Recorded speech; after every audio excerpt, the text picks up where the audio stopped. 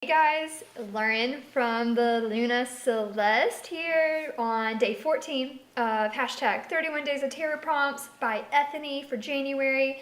And today is share your favorite divination tool aside from tarot. And I will talk about what I have done. Tarot and Oracle are by far my favorites.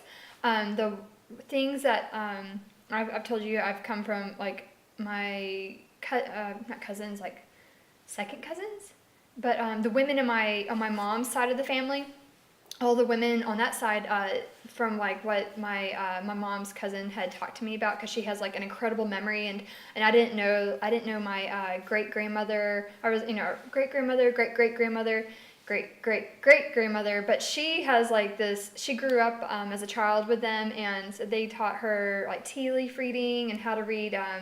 I guess like Lenormand style decks of cards, and so that was like something that my family, the women in my family have done. But so tarot and oracle are my favorite. I don't do tea leaf reading, but I have.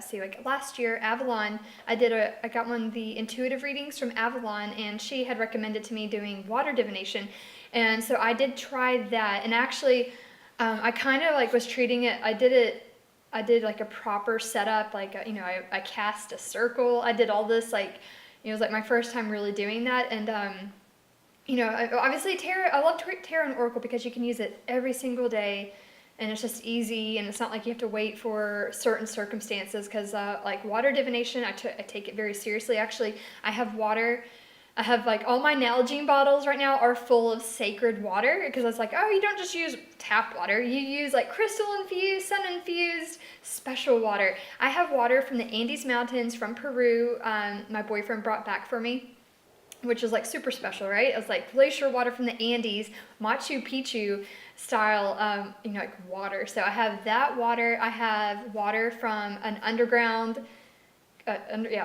cave lake, this underground lake in this really deep cave that we did a family excursion to. We have lots of caves in Tennessee, so I got water from that. So I have all this like sacred water. And then I have a spring water from Tennessee mountains as well. So I have all this water I use, but I don't do water divination a whole lot, and it's something I probably am due to do again, but that's like the second form I do. I did notice how it's like Avalon had recommended, like, just getting your bowl of water. And I do, I have like a beeswax candle, just the candlesticks themselves. And I would use, she would mention how like some cultures will like literally like you melt wax, or light a candle and drop the melted wax into the bowl and do divination with that as well. So you can also look into the water.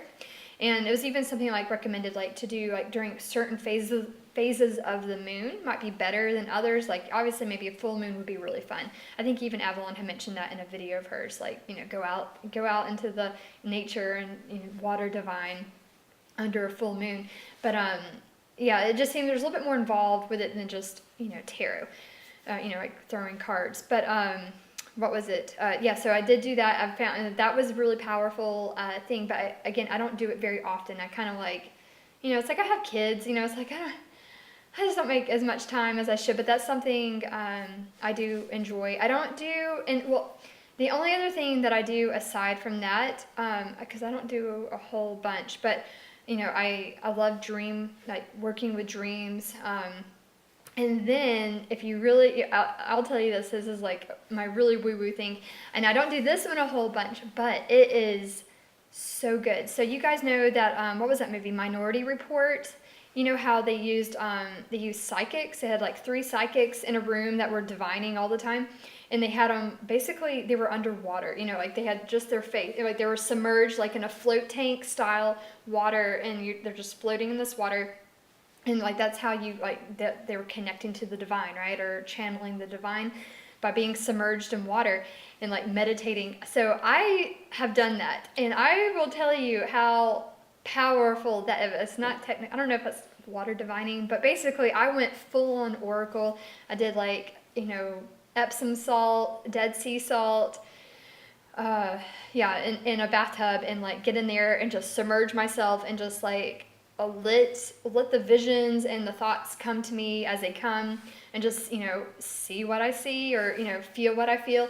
That is super powerful. That is like totally full on oracle. I have not done that for like other people. That's just for me on my own practice. So I know that one's really woo-woo, but honestly, I was talking to my spiritual counselor and asking her, because I told her at the time when I was first learning about energy healing and Reiki, this was last year, and I was telling her, I'm like, when I'm taking a shower, if I take a bath, I can feel the energy so much more. And she's like, oh, well, like water is a conductor, right? Water is a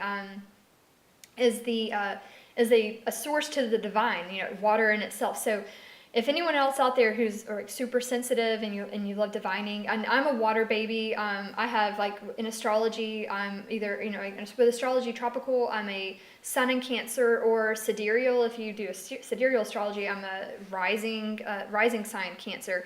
And so it's like either system, I'm like, whichever one you apply, I have like water, like Cancer, and I have a lot of 12th house planets.